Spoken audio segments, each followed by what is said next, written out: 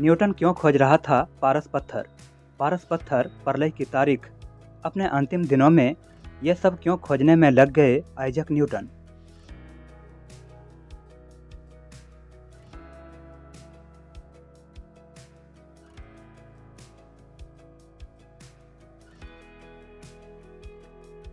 एक चिंगारी बुझी, लेकिन बुझते बुझते एक दीपक को जला गई।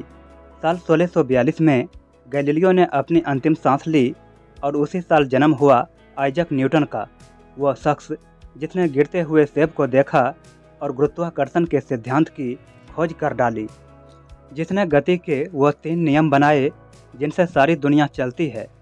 इतना तो हम सब जानते हैं, लेकिन फिर इन्हीं न्यूटन की ज़िंदगी का एक स्याह पहलू भी है जिसने उनकी ज़िंदगी के 20 साल अंधेरे में डुबा दिए।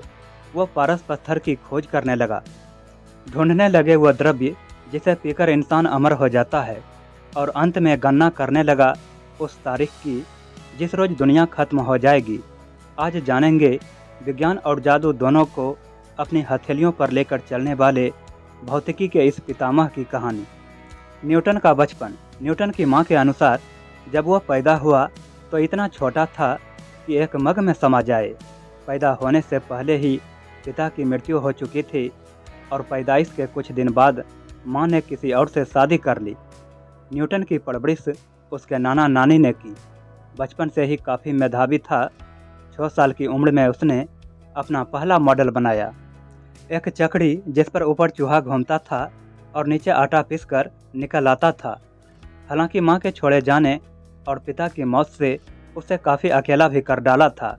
कई साल बाद जाकर जब न्यूटन ने अपने द्वारा किए गए पापों की लिस्ट बनाई, उनमें एक जगह लिखा था, मैंने अपने सौतेले पिता और मां को जिंदा जला देने की धमकी दी थी।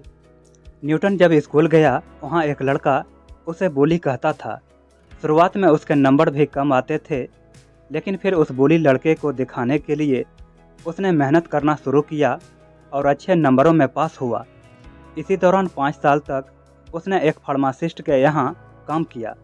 यहीं से केमिस्ट्री का ऐसा शौक चढ़ा जो आगे जाकर जुनून में तब्दील हो गया। केमिस्ट्री में उस दौर में एल्केमी का चलन था।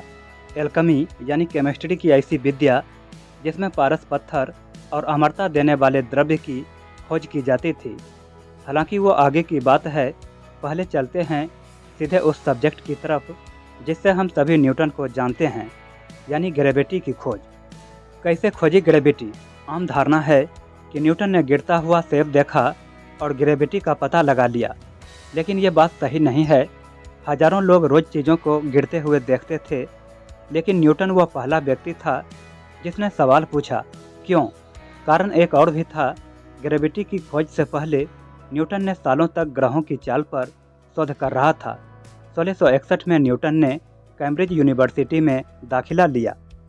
यहाँ उसने अरस्तु, प्लेटो, गैलीलियो, केपलर जैसे विचारकों के लिखे का अध्ययन किया। इनमें से योहानस केपलर के लिखे का उस पर सबसे ज़्यादा असर हुआ। केपलर ने ग्रहों की चाल का सिद्धांत देते हुए कहा था, सभी ग्रह सूरज के आसपास अंडाकार कक्षा में घूमते हैं। सिद्धांत तो था, लेकिन गणित नहीं थी जो इसे प्रूव कर सके। यहीं पर एंट्री हुई न्यूटन की। साल 1664 की बात है। पूरे इंग्लैंड में जब ब्यूबोनिक प्लेग की महामारी फैली और न्यूटन को कैम्ब्रिज छोड़कर घर लौटना पड़ा। एक रोज़ आंगन में बैठे बैठे जब न्यूटन केपलर के नियमों के बारे में सोच रहा था, उसने एक सेब गिरता हुआ देखा। विलियम स्टकली अपनी किताब memories of sir Isaac Newton's life में लिखते हैं, गर्मियों के मौसम में एक रोज़ खाने के बाद हम लोग बाहर जाकर गार्डन में बैठ गए और एक सेब के पेड़ के नीचे बैठकर चाय पीने लगे। न्यूटन ने मुझे बताया कि कई साल पहले वो ऐसे ही एक पेड़ के नीचे बैठकर सोच रहा था, जब अचानक एक सेब गिरा और उसके दिमाग में पहली बार ग्रेविटी का ख्याल आया था।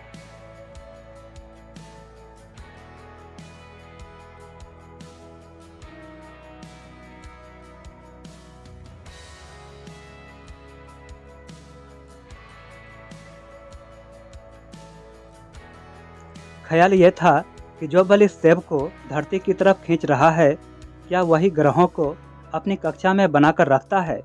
इस सवाल का हल ढूंढने के लिए न्यूटन ने एक थॉट एक्सपेरिमेंट इजाद किया।